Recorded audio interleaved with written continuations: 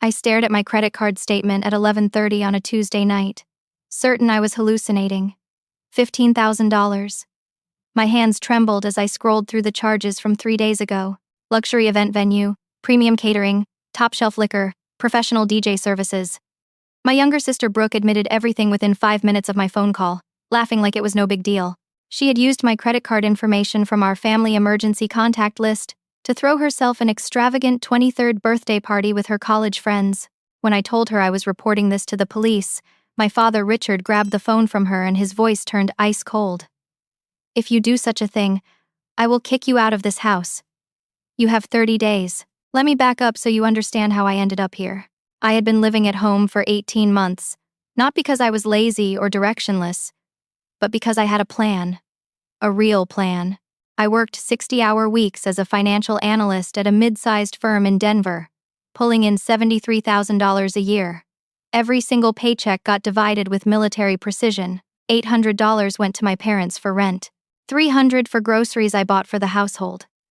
The rest, except for minimal personal expenses, went straight into my savings account. $28,000. That was my total after a year and a half of discipline. My goal was $50,000 for a down payment on a house. I was 29 years old and I was tired of apartment living, tired of throwing money away on rent. I wanted something that was mine. Brooke, on the other hand, had dropped out of college after 2 years. She claimed the academic pressure was too much, that she needed to find herself. For the past year, she had been working part-time at a boutique downtown, bringing home maybe $1,200 a month. She lived at home completely rent-free, contributed nothing to groceries, and spent her money on clothes, makeup, and nights out with friends. My father had always favored her. I understood why, rationally. Brooke was the surprise baby, born when I was 6 years old. My parents thought they were done having children, and then Brooke arrived. My father treated her like a miracle. Every accomplishment of hers was magnified, every failure excused. When I brought home straight A's in high school, he nodded. When Brooke passed a class with a C, he took her out for celebration ice cream. Our mother died 3 years ago from breast cancer. The loss devastated all of us, but it changed my father into someone I barely recognized. He became even more protective of Brooke, even more indulgent. In his mind, Brooke needed extra care because she was sensitive. I was the strong one, the responsible one. I could handle things on my own. My credit score was 790. I checked it obsessively because I knew it would be crucial for my mortgage approval. I had never missed a payment on anything in my entire adult life. I was careful, methodical, responsible. The morning after I discovered the charges, I confronted Brooke in the kitchen. She was eating yogurt and scrolling through her phone, looking at photos from the party. She did not even have the decency to look guilty. "Why did you use my credit card?" I asked, keeping my voice level despite the rage building in my chest. She shrugged. "I needed to throw a good party. It was important for my social life.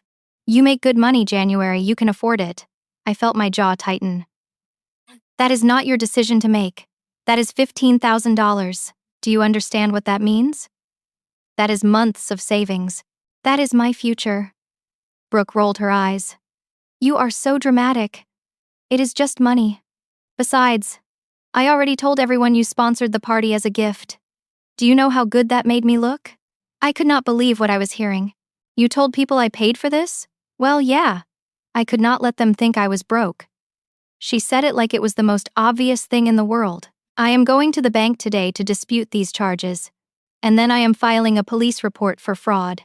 That was when my father walked into the kitchen. He must have been listening from the hallway because his face was already set in that stern expression he used when he thought I was being unreasonable. "You will do no such thing," he said. "Dad, she stole from me. $15,000. That is a felony." He held up his hand. "Brooke did not steal anything. Family helps family. You have been living here, saving all your money, being selfish with it. Your sister needed help with something important to her." My mouth fell open. "Selfish? I pay rent. I buy groceries.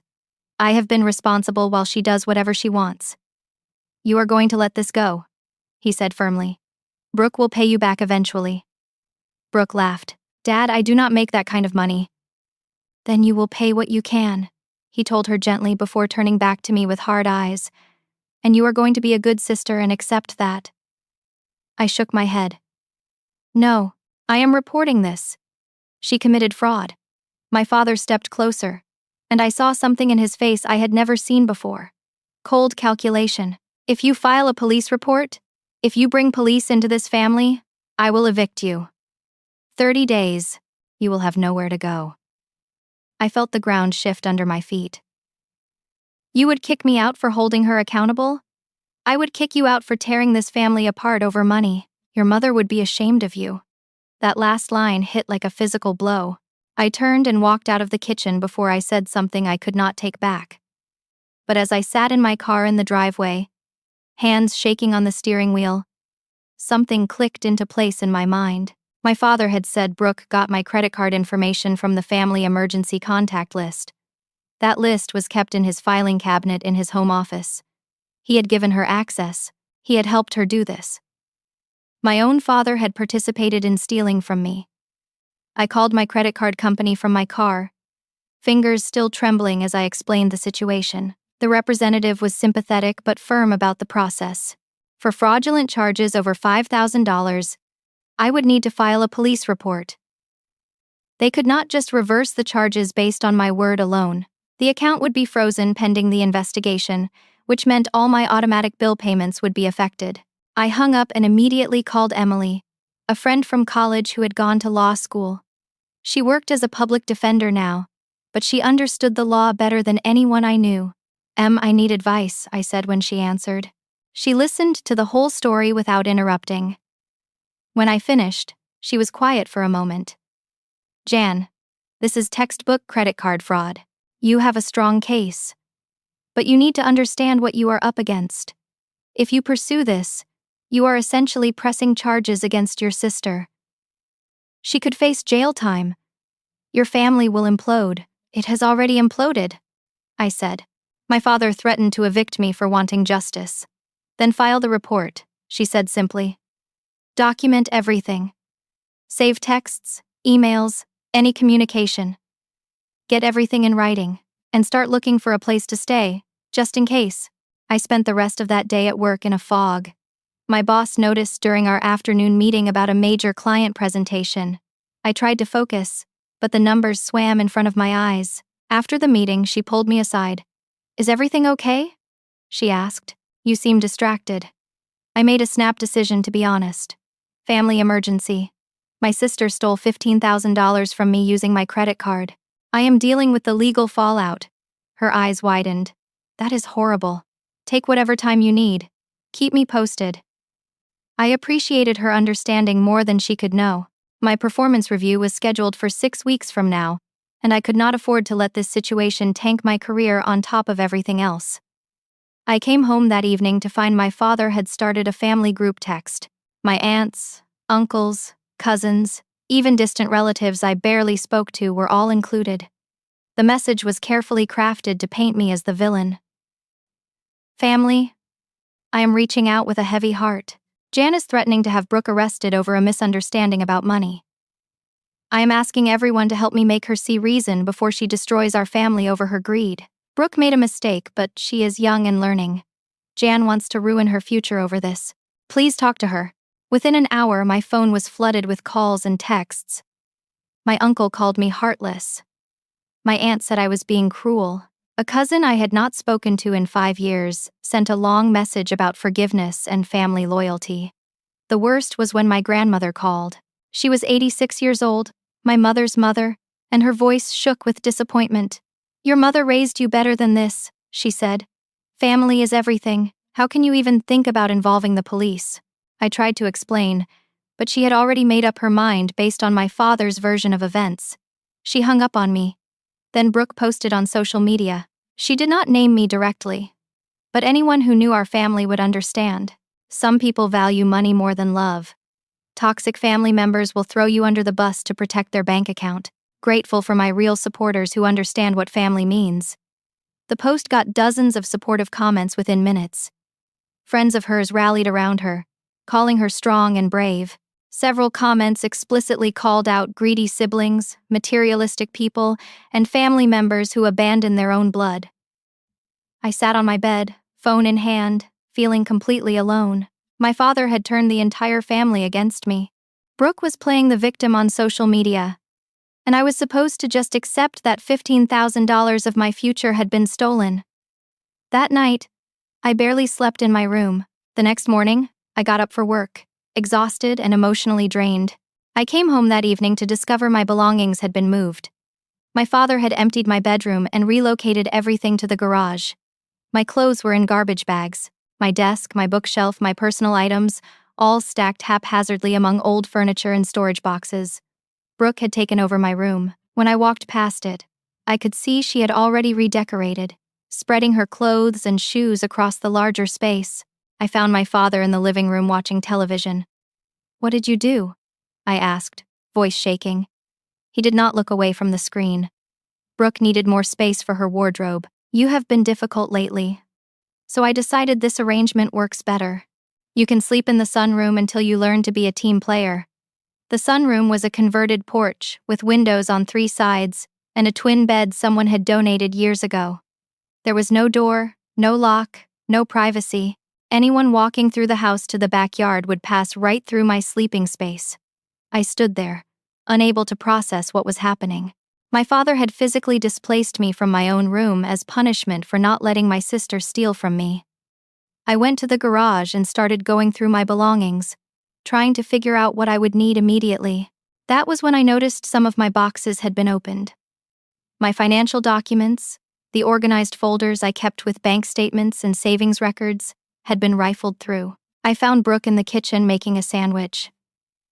"Did you go through my financial papers?" I demanded. She smirked. "Maybe. I wanted to see what you were hoarding. $28,000, Jan? And you could not spare 15 for your own sister? That is pathetic." My vision blurred with rage. "You have no right to my private documents." "We live in the same house," she said breezily. "Nothing is really private. Besides, Dad said I could look. He wanted to know how much you actually had saved versus how much you were lying about." I walked away before I did something I would regret. I called Emily again from my car in the driveway. "I need to file that police report," I told her. "Tomorrow. Can you go with me?" "Absolutely," she said. "And Jan? Start looking for somewhere else to live. This is only going to get worse." She was right, but that night, sleeping on the twin bed in the sunroom with no lock on the door, feeling completely violated and betrayed, I made a decision. I was done protecting people who would not protect me. I was done being the responsible one who absorbed everyone else's dysfunction. Tomorrow, I would file the police report, and whatever happened after that, I would face it knowing I had finally stood up for myself. The police station was in downtown Denver, a gray building that felt appropriately serious for what I was about to do. Emily met me in the parking lot, and we walked in together. My hands were sweating despite the cool morning air. The detective assigned to my case was Sarah Martinez, a woman in her early 40s with kind eyes and a no-nonsense demeanor. She listened to my entire story, taking notes, asking clarifying questions. When I showed her the credit card statement, the texts from Brooke bragging to her friends about the party, and the family emergency contact list that my father kept, she nodded slowly. "This is clear-cut fraud," she said. "Your sister used your credit card information without permission for personal gain. The amount involved makes this a felony. Are you certain you want to move forward with pressing charges?" I hesitated for only a second, thinking about my mother, about family loyalty, about everything I had been taught about keeping problems private. Then I thought about my father giving Brooke my information, about sleeping in the sunroom, about $28,000 of sacrifice and discipline. "Yes," I said firmly. "I am certain." Detective Martinez scheduled an interview with Brooke for later that week. She also wanted to speak with my father, though he could not be charged unless we could prove he knowingly participated in the fraud. When Brooke was called in for her interview 3 days later, I was at work, but I heard about it from multiple family members, who texted me furiously. Brooke had apparently become hysterical at the police station, crying and claiming I was ruining her life over a simple mistake. She insisted she thought she had permission to use my card. that it was a family misunderstanding. Detective Martinez told me later that Brooke's story fell apart quickly when confronted with the text messages she had sent to friends. In one, she explicitly wrote, "Using my sister's card without her knowing? Lol. She is going to be so mad, but whatever." That text message alone destroyed any defense she might have had. My father refused to cooperate with the police. When Detective Martinez contacted him, he claimed he knew nothing about the credit card use and that this was a private family matter. He denied giving Brooke access to my information, despite what Brooke herself had admitted to me. The next morning, I woke up in the sunroom to find a letter slipped under the edge of the bed. Official eviction notice. 7 days to vacate the premises. My father's signature at the bottom. I called Emily immediately. She confirmed that in Colorado, even family members living in a home can be evicted with proper notice. And 7 days was technically legal if I was considered a month-to-month tenant. I spent my lunch break that day looking at apartment listings, my stomach churning. Everything available immediately was either too expensive or in terrible condition. I made some calls to friends, but most lived with roommates or in small studios with no extra space. Then Diana, a coworker I had always liked but never socialized with outside the office, stopped by my desk. "I heard you talking to Emily about needing a place," she said quietly. "I have a spare bedroom. My last roommate moved out 2 months ago. If you need somewhere to stay while you figure things out, it is yours." I felt tears prick my eyes. "You barely know me," she smiled. "I know enough. You are going through something terrible, and you need help. Rent is $600 a month plus half utilities. Sound fair?" "More than fair," I managed to say. "Thank you." I moved out of my father's house that weekend. Diana helped me load my car with clothes and essentials. We would come back for furniture later with a truck. As I carried boxes past the living room, my father sat in his recliner, watching television, not acknowledging my existence. Brooke was out, probably avoiding me. I did not say goodbye. Diana's apartment was in a quiet complex about 20 minutes from work. The spare bedroom was small but clean, with an actual door that locked. I unpacked my essentials and tried not to think about the fact that my entire extended family had now completely cut me off. The family reunion planned for next month had officially uninvited me. My cousin had posted photos of past reunions on social media with the caption, "Family is everything. We protect our own." The irony was not lost on me. Work became my refuge. I threw myself into projects, staying late, volunteering for extra assignments. My boss noticed and seemed impressed rather than concerned. But the stress was taking its toll. I developed insomnia, lying awake in Diana's spare room, replaying conversations with my father, wondering if I had made the right choice. Then, 2 weeks after moving out, something shifted. I was packing up the last of my belongings from my father's garage. Diana had borrowed a friend's truck, and we were doing the final haul of furniture and boxes. I was digging through an old filing cabinet that had been mine, making sure I had not left anything important, when I found a folder I did not recognize. Inside were bank statements, old ones, from 3 years ago. My mother's name was on the account. I almost put them back, thinking they were just part of the estate paperwork, but something made me look closer. It was a savings account I had never heard of. The final balance, from the month before my mother died, was $35,000. My heart started pounding. I pulled out my phone and called the bank. After being transferred twice and verifying my identity as my mother's daughter, I finally got answers. Yes, the account had existed. Yes, my mother had designated it specifically for me in her will documents. And yes, the executor of the estate, my father, had transferred the entire amount into his personal account 6 months after her death. I felt like I had been punched in the stomach. My mother had left me $35,000. Money that would have changed everything. Money that my father had taken and never mentioned. I confronted him that afternoon, walking into his house without knocking. He was in the kitchen, and his face went pale when he saw the bank statements in my hand. "Where is my inheritance?" I asked, voice shaking. "Mom left me $35,000. You transferred it to your account." Where is it? He set down his coffee mug carefully.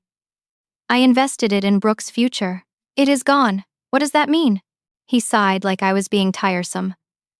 Brooke had credit card debt last year. $12,000.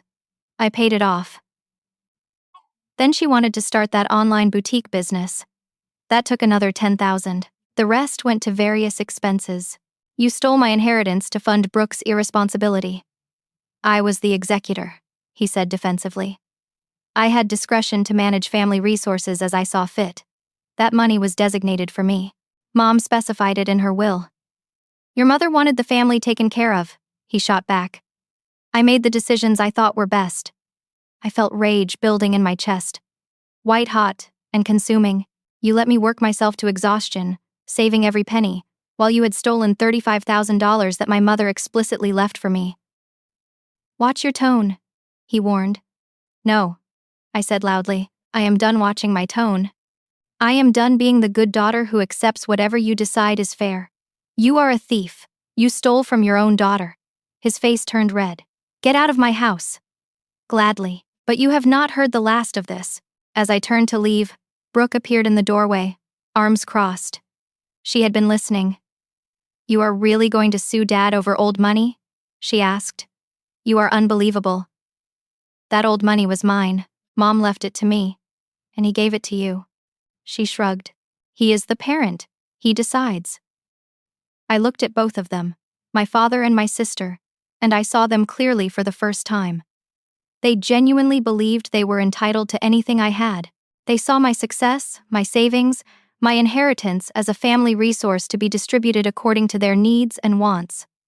I was not a person to them. I was a bank account. I walked out and called Emily from the truck. I need a lawyer, I told her. A real one. My father stole my inheritance and I want it back. She gave me the name of Thomas Brennan, a family law attorney who specialized in estate disputes. I called him that afternoon and made an appointment for the following Monday. That night, I could not sleep. I kept thinking about my mother, about her final months. She had been so weak, so tired from the cancer treatments, but she had still thought ahead, still tried to protect me. She had known my father could not be trusted with money, and she had tried to set something aside just for me. And he had stolen it anyway. The next morning, I filed a civil lawsuit against my father for misappropriation of estate funds. The attorney fee was steep, $5,000 up front, but I paid it from my savings without hesitation. This was not about the money anymore. This was about justice. When my father was served with the lawsuit papers, he called me. I let it go to voicemail. Jan, this is insane, his message said. You are suing your own father. Your mother would be heartbroken. Call me so we can talk like adults. I deleted the message without responding. The criminal case against Brooke was also moving forward. Detective Martinez had gathered enough evidence to charge her with felony credit card fraud. The credit card company had completed their investigation and sided with me completely. All $15,000 in fraudulent charges were removed from my account. My credit score remained untouched. At work, something unexpected happened. My boss called me into her office for what I thought would be a reprimand for being distracted. Instead, she offered me praise. Jan, I know you are dealing with an incredibly difficult family situation, but I want you to know that your work has not suffered. If anything, you have been more focused. That client presentation you gave last week was exceptional. I am putting you forward for the senior analyst position that is opening up next quarter. I felt tears spring to my eyes. Thank you, I managed. You are handling a crisis with grace and professionalism. That tells me everything I need to know about your character. I left her office feeling validated in a way I had not felt in months. Someone saw my worth. Someone recognized what I was going through and still believed in me. Diana became more than just a roommate during this time. She became a true friend. We would stay up late talking, and she would listen to me process everything without judgment. She had her own stories of family dysfunction, and we bonded over the shared experience of loving people who hurt us. My Aunt Helen, my mother's younger sister, reached out during this time.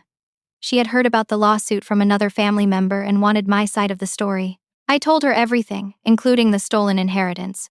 I always knew Richard had problems with money, she said quietly. Your mother confided in me during her last months. She was worried about you. She made me promise to watch over you after she was gone, but I did not realize how bad it had gotten. Why did not Mom protect the money better? I asked. She tried, Helen said, but she was so sick, January, and she trusted the legal system. She thought putting it in the will would be enough.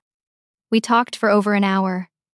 Aunt Helen had stories about my mother I had never heard, about her strength and her love for me. It helped ease some of the ache in my chest. Helen also told me that she would testify on my behalf if needed. She had witnessed my father's gambling problem years ago and my mother's distress over it. Gambling? I repeated. He never told you? Helen sounded surprised. Your father has been gambling for years. Casinos, sports betting, poker games. Your mother begged him to stop, but he would not. It is probably where a lot of your inheritance went. Another piece clicked into place. The stolen money, the second mortgage I suspected existed on the house. Everything pointed to my father's addiction. The court date was set for 6 weeks away for the civil case. The criminal proceedings for Brooke would happen separately, likely a few months down the line. I began therapy during this time, working with a counselor who specialized in family trauma. It helped me understand that I was not responsible for fixing my father or saving my sister. I was only responsible for myself. And slowly, painfully, I started to heal. Thomas Brennan was exactly the kind of attorney I needed. Mid-50s, silver-haired, with 30 years of experience in estate law and family disputes. During our first meeting, he reviewed all my documentation with meticulous attention. "This is egregious," he said finally. "Your father violated his fiduciary duty as executor. The will specifically designated this money for you, and he misappropriated it for other purposes. We have bank records showing the transfer. We have the will document. This is a strong case. What are my chances of actually getting the money back?" I asked. He leaned back in his chair. "If we can prove the money is gone, we will get a judgment against him. He will be required to repay you the full amount plus interest. If he cannot pay, we can place a lien on his assets. Does he own his home?" "Yes," I said, though I think he might have remortgaged it. "We will find out everything during discovery," Thomas assured me. "Your father will have to provide complete financial disclosure." The discovery process was brutal. My father was forced to turn over years of bank statements, credit card records, tax returns, and property documents. His attorney fought it every step of the way, but the judge was unsympathetic. When I saw the full picture of his finances, I felt sick. Thomas was right about the gambling, thousands of dollars in withdrawals at casinos, regular transfers to online sports betting sites, cash advances on credit cards. My father had not just stolen my inheritance, he had gambled most of it away. The house had indeed been remortgaged. What was once fully paid off now carried a second mortgage of $140,000. My father had extracted equity and burned through it. Meanwhile, the criminal case against Brooke was progressing. Detective Martinez had built an airtight case. The security footage from the event venue showed Brooke confidently making purchases, signing receipts, directing vendors. There was no confusion, no misunderstanding. She knew exactly what she was doing. The text messages sealed it. In addition to the one about using my card without my knowledge, there were others. Messages to friends saying things like, "My sister is so uptight about money, LOL, she will never notice until the statement comes." And, throwing the party of the year on someone else's dime. Brooke was offered a plea deal: plead guilty to felony fraud, get probation and community service, avoid jail time. She refused. She wanted to take it to trial, convinced she could convince a jury it was a family misunderstanding.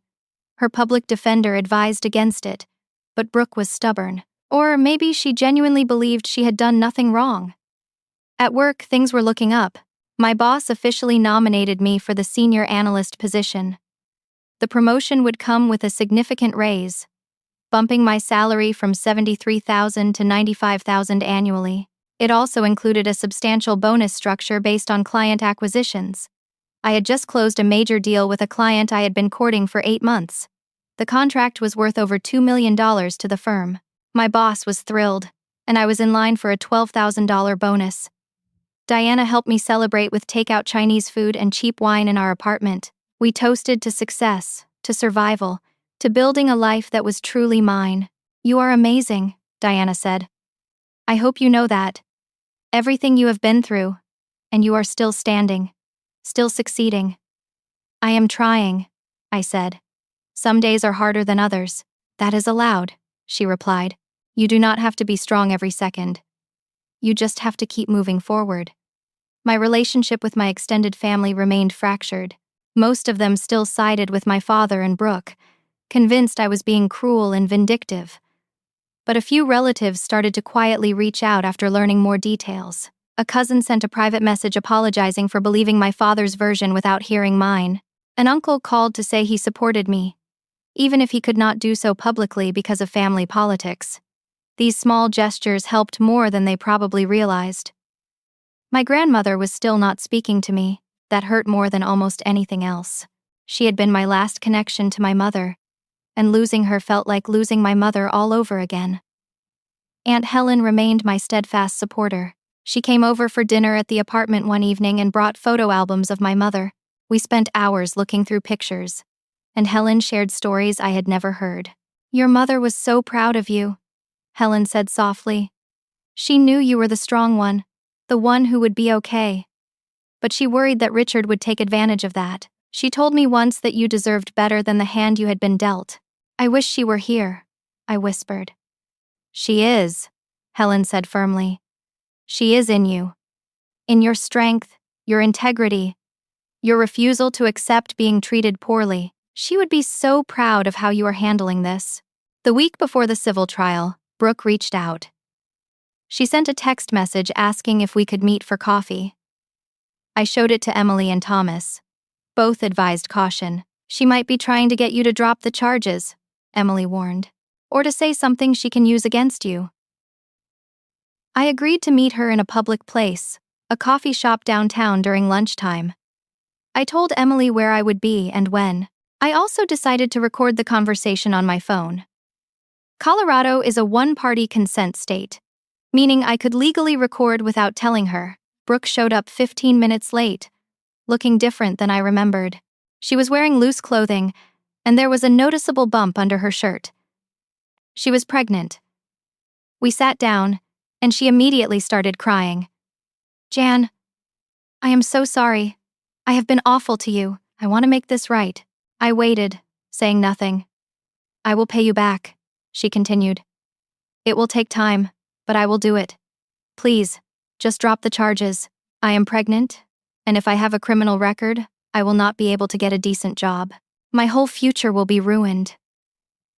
You should have thought about that before committing fraud, I said calmly. Her tears stopped abruptly. Her expression shifted, hardening. So that is it? You are really going to destroy me? You destroyed yourself, I replied. Actions have consequences. She leaned forward, voice dropping to a hiss. You know what? I am glad I used your money. You are a miserable, selfish person who deserves to be alone. Dad will take care of me and my baby. You will end up with nothing. There it was. The real Brooke. I kept my expression neutral. My phone recording every word. Is that all? I asked. She stood up abruptly. I am going to tell the court that the stress from your lawsuit caused complications with my pregnancy. I am going to make you look like a monster. Good luck with that, I said evenly. She stormed out of the coffee shop, and I sat there for another few minutes, making sure the recording had saved properly. It had. Every word, crystal clear. I sent the audio file to Detective Martinez and to Thomas immediately. Both confirmed it was admissible and damaging to Brooke's defense. That recording, Thomas said, shows consciousness of guilt and intent to manipulate the legal system. This will not help her case. The trial was 3 days away. I spent those days preparing with Thomas, reviewing documents, practicing my testimony. I was nervous but also strangely calm. I had the truth on my side. I had evidence. I had done nothing wrong. The night before the trial, I could not sleep. I lay in bed in Diana's spare room, now decorated with a few of my own things, and thought about everything that had led to this moment. My mother's death, my father's betrayal, Brooke's entitlement, my own hard-won strength. I thought about the girl I had been, desperate for her father's approval, willing to shrink herself to keep the peace. That girl was gone. In her place was someone stronger, someone who knew her worth, someone who would not accept crumbs when she deserved a seat at the table. Tomorrow, I would walk into that courtroom and tell my story. Whatever happened after that, I would handle it. Because I had learned the hardest lesson of all. Sometimes the family you are born into is not capable of loving you the way you deserve, and that is not your failure, it is theirs. The courtroom was smaller than I expected, with wood paneling and fluorescent lights that gave everything a harsh clarity. Thomas sat beside me at the plaintiff's table, his briefcase open and organized. Across the aisle, my father sat with his attorney, a middle-aged man named Gerald who looked tired before proceedings even began. The gallery behind us was half full. Aunt Helen sat directly behind me, a steady presence. Several other relatives had come, though I could not tell whose side they were on. My father had brought supporters too. I recognized a few of his friends, and Brooke sat in the back row, her pregnancy clearly visible now. Judge Patricia Morrison entered, and we all stood. She was a woman in her 60s with sharp eyes and an air of having seen everything twice. Thomas presented our case first. He was methodical and clear, walking the judge through the timeline. My mother's death. The will explicitly designating $35,000 for me. My father's role as executor. The transfer of funds from my mother's account into his personal account 6 months after her death. The subsequent expenditures that had nothing to do with estate administration. The bank records were entered into evidence. Transfers to pay off Brooke's credit cards. A $10,000 wire to Brooke's failed business venture. Regular cash withdrawals at casinos. Online gambling transactions. Thomas called me to the stand first. I swore to tell the truth. And then he walked me through my story. I explained how I had discovered my mother's savings account by accident. How my father had never mentioned the inheritance. How I had learned where the money went. Tell the court about your relationship with your father, Thomas prompted. I took a breath. My father has always favored my younger sister. After my mother died, that favoritism intensified. I have been financially responsible my entire adult life, while my sister has been irresponsible and he has enabled it. When I discovered he had stolen my inheritance to fund her lifestyle, it confirmed a pattern I had been refusing to see. Objection, Gerald called out. Characterization, overruled, Judge Morrison said. Continue. I described finding the bank statements, confronting my father, his admission that he had used the money for Brooke's benefit. On cross-examination, Gerald tried to make me seem vindictive. Is it not true that you filed a criminal complaint against your sister around this same time? Yes, I answered. She committed credit card fraud against me. So you are suing your father and trying to have your sister arrested. Sounds like revenge. It sounds like accountability, I replied evenly. 2 separate crimes were committed against me. I am seeking justice for both. He asked about my income, my savings, trying to paint me as someone who did not really need the inheritance money. Thomas objected repeatedly, and most of his questions were shut down.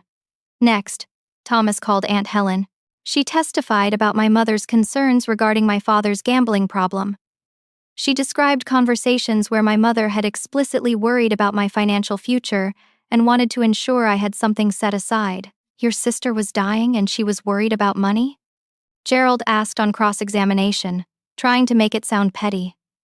She was worried about her daughter, Helen corrected firmly. She knew Richard had a gambling problem. She wanted to protect January. Then my father took the stand. His attorney led him through a sympathetic narrative. A grieving widower trying to do his best for 2 daughters with very different needs.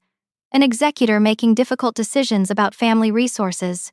A man who saw estate funds as family funds to be distributed as needed.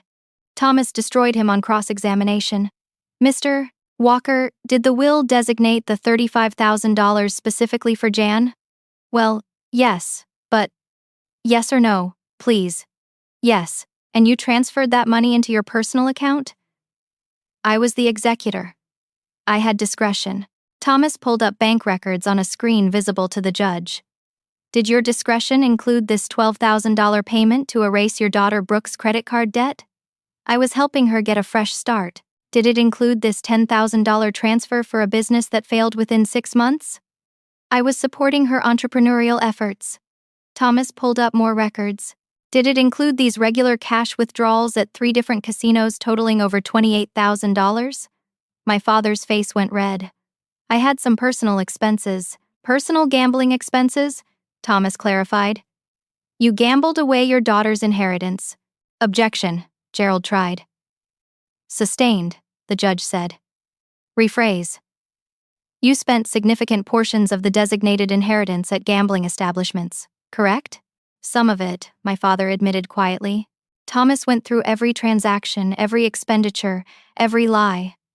By the time he was done, my father looked smaller, defeated. One last question, Mr. Walker. Your late wife kept a journal during her final months. Were you aware of this? My father hesitated. I knew she wrote some things down.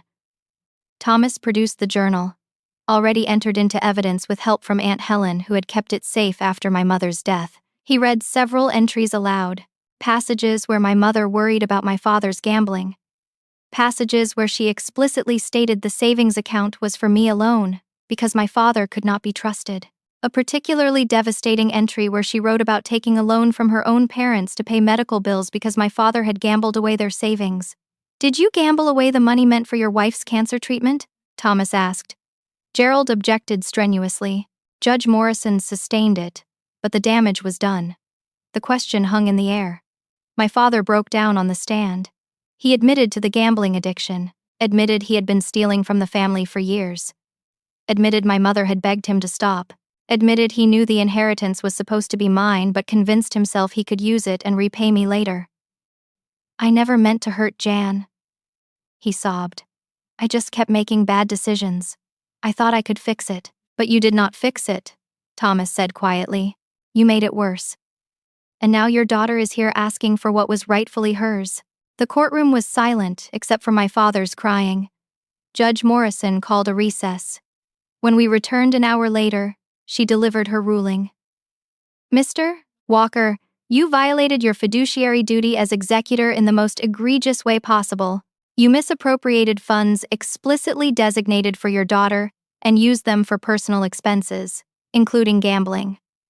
The evidence is overwhelming, and your own testimony confirms it. She ordered my father to repay me $42,000, the original $35,000 plus 3 years of interest at the statutory rate. She granted me a lien against his house to secure payment.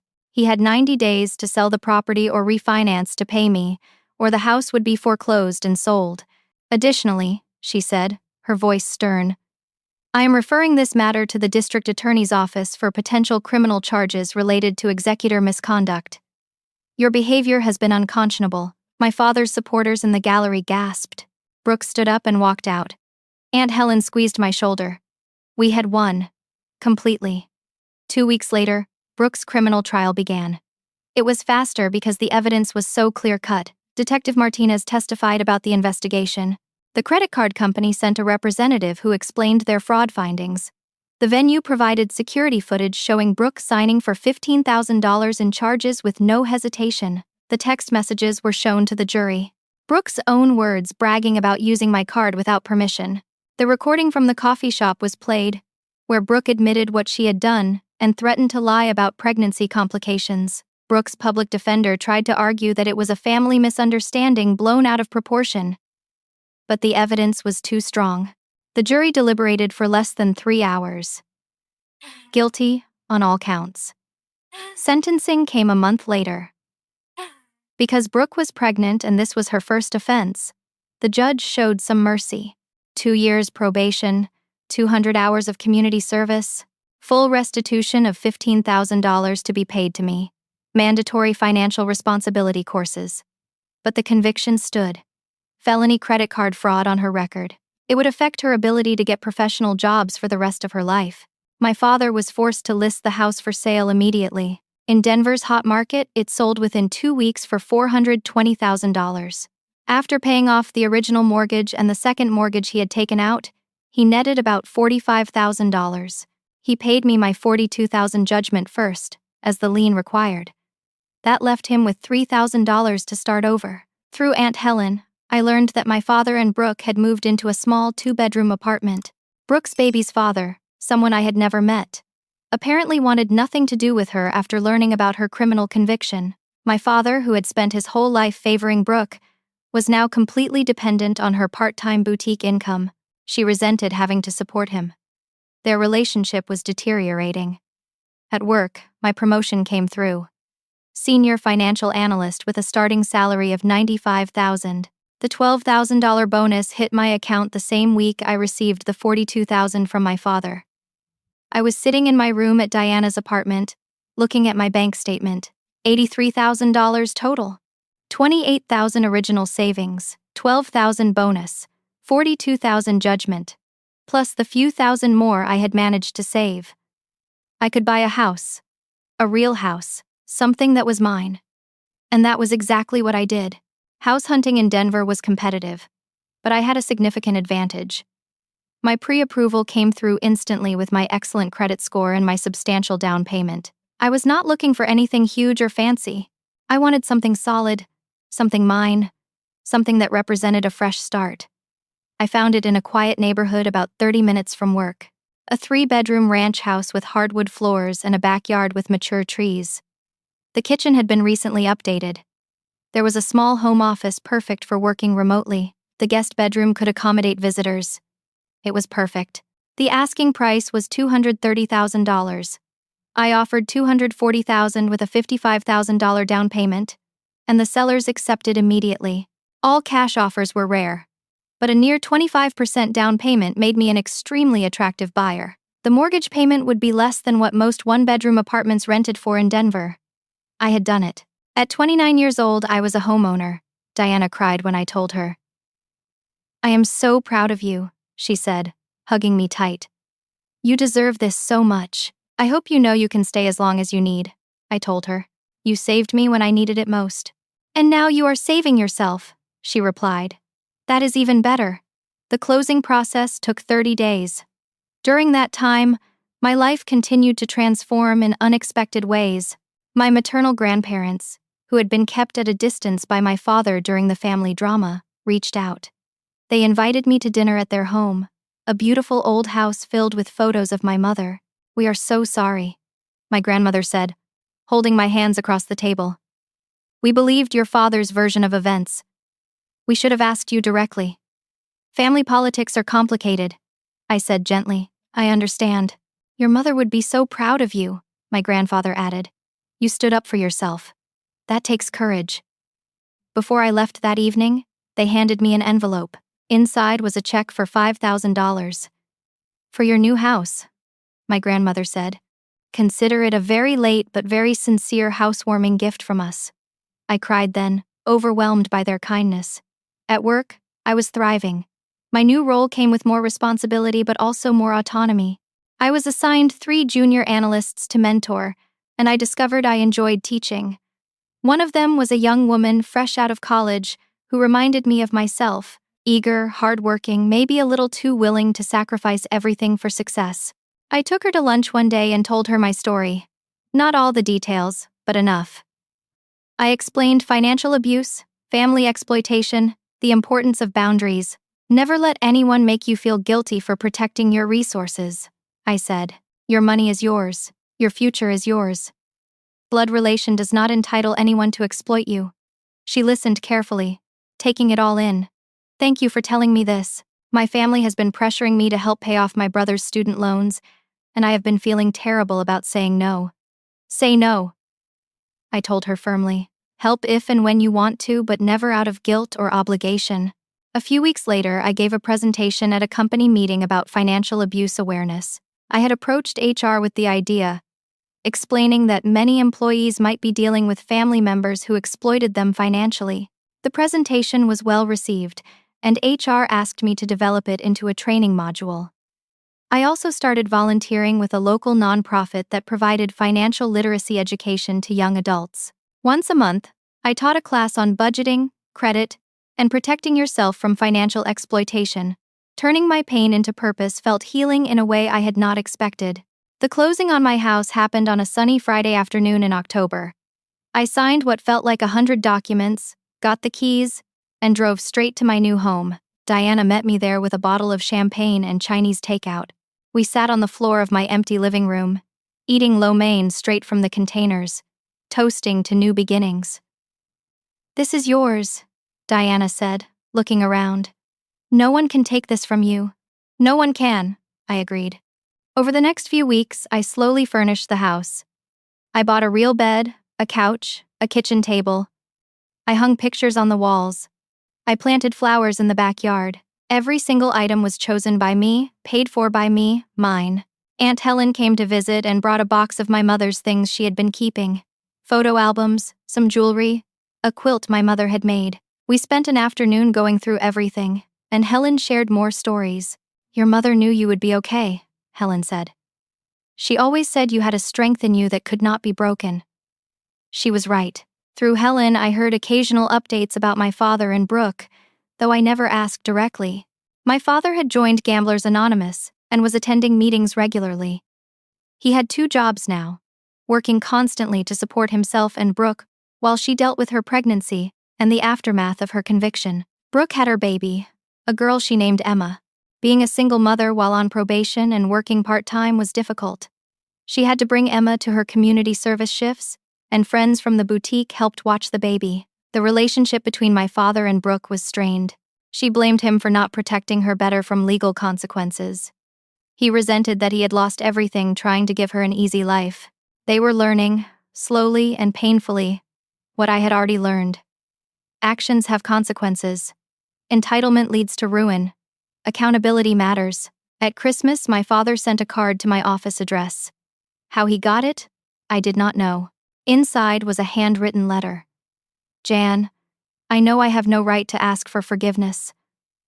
I destroyed your trust and stole your future. I gambled away what your mother wanted you to have. I chose Brooke over you again, and I was wrong. I am in therapy now. I am attending GA meetings. I am trying to understand why I did what I did. I do not expect you to respond. I just want you to know that I am sorry. You deserved a better father. I hope someday I can be the man your mother believed I could be. Love, Dad." I read the letter 3 times. There was no manipulation in it, no excuses, no requests for money or forgiveness, just accountability and regret. I did not respond, but I kept the letter. In January, 6 months after everything had started, I hosted a small housewarming party. Diana came. Of course, Emily and her partner, Aunt Helen, my maternal grandparents, a few close colleagues, people who had supported me, believed in me, stood by me. We filled my little house with laughter and conversation. Someone brought a plant, someone else brought a framed print for my wall. My grandfather grilled burgers in the backyard even though it was cold.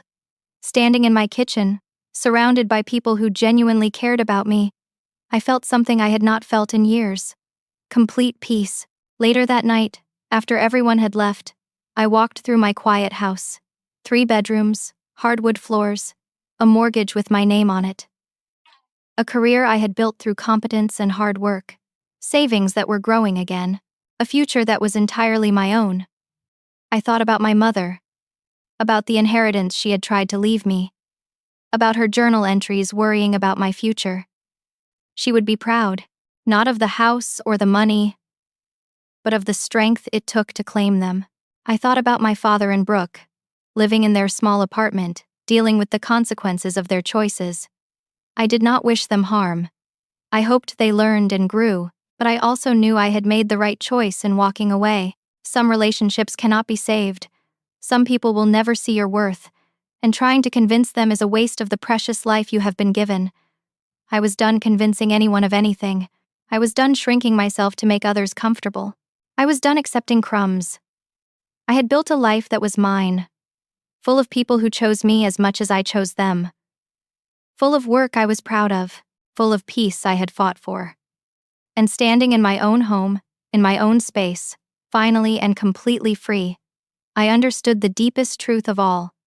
You teach people how to treat you, and sometimes, the most powerful thing you can do is walk away from those who refuse to learn. 3 years have passed since that courtroom day when everything changed. I am 32 now, still living in my house, still working as a senior analyst, though I have been promoted again to team lead. My salary has increased to $112,000 annually. My savings account is healthy. My credit score is perfect. But more importantly, my life is full. Diana moved out after a year to pursue a job opportunity in Seattle, but we talk every week. She is one of my closest friends, the kind of person who knows my whole story and loves me anyway. We visit each other twice a year. Aunt Helen comes over for dinner once a month. We cook together, and she continues sharing stories about my mother. Those evenings have become sacred to me, a connection to the parent who truly saw me. My maternal grandparents are regular visitors. They have embraced being part of my life again, and I have learned so much about my mother through their stories. They recently helped me plant a garden in the backyard with vegetables my mother used to grow. Every tomato feels like a small connection to her. At work, I have become a mentor to multiple junior analysts, particularly young women. I teach them not just about finance but about boundaries, about self-worth, about protecting themselves from exploitation.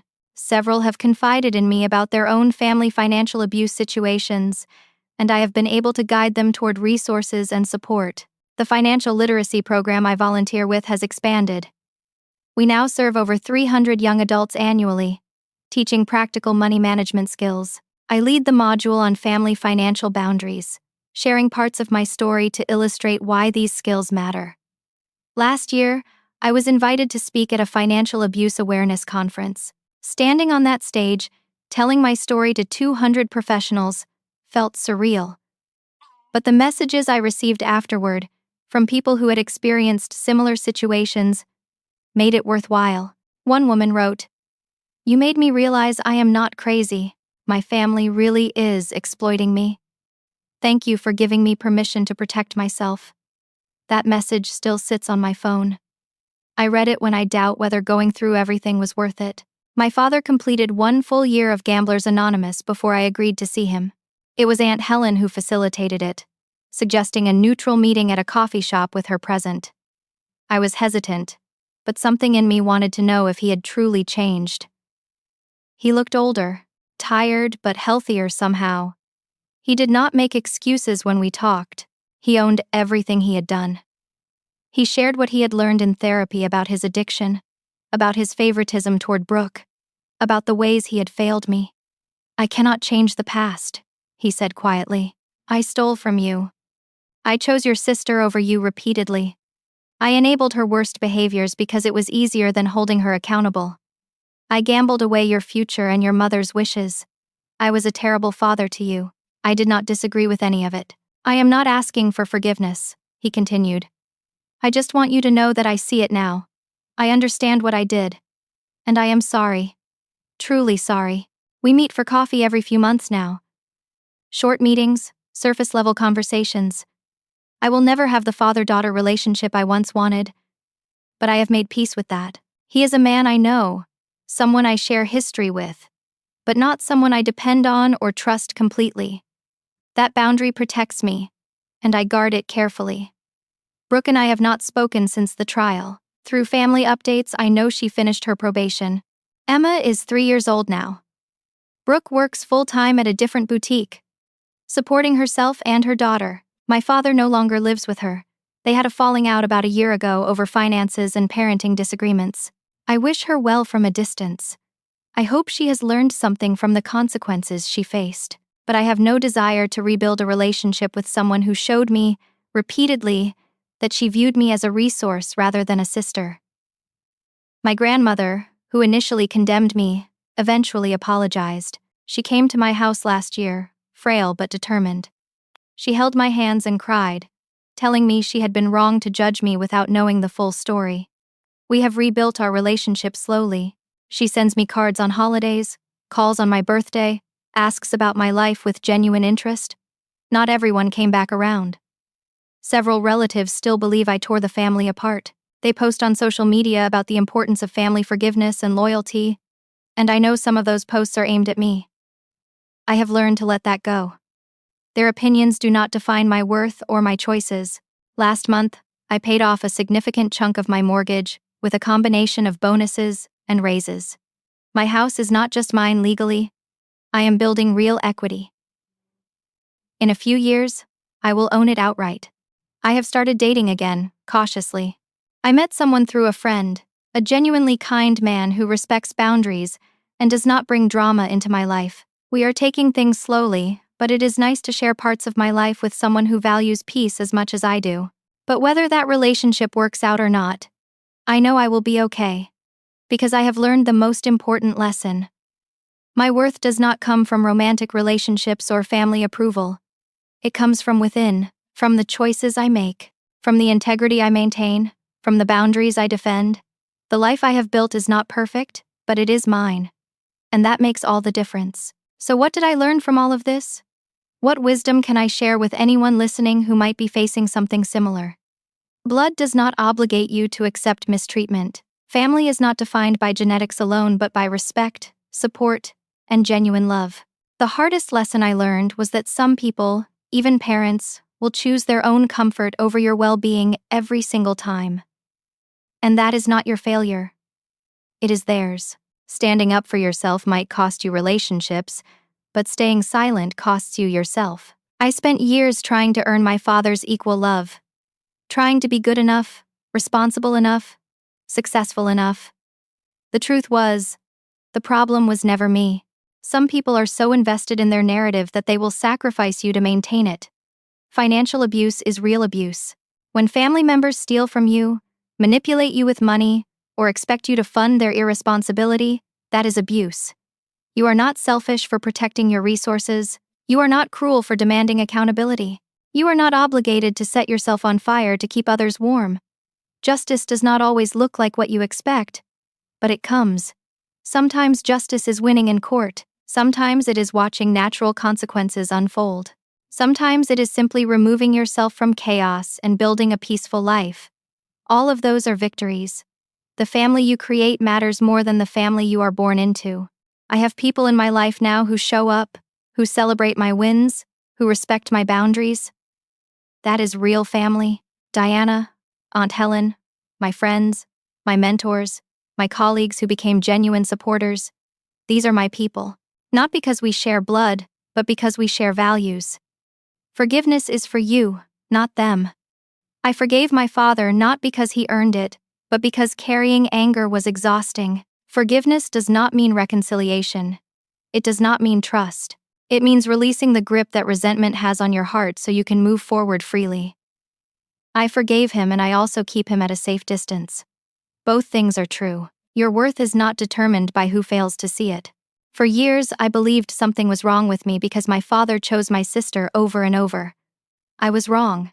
There was something wrong with his ability to be fair, to be honest, to be the parent I deserved. His limitations were never a reflection of my value. If you are in a situation where family is exploiting you, stealing from you, or demanding you sacrifice your future for their present comfort, please hear me. You deserve better. Document everything. Seek legal help. Find your people. Build boundaries. Walk away if you must. Your life, your peace, your future matters just as much as anyone else's. I own a home now. I have a career I love. I sleep peacefully at night. I am surrounded by people who value me. That is success.